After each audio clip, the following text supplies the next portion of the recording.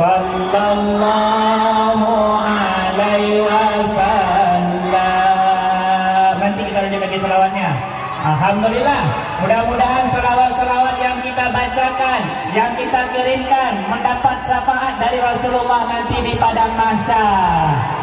Salawat-salawat yang kita bacakan nanti di hari kiamat kita diakui oleh Rasulullah bagian daripada umatnya.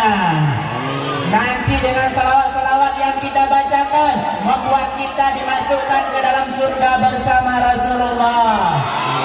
Surga apa namanya? Surga Firdaus. Surga yang paling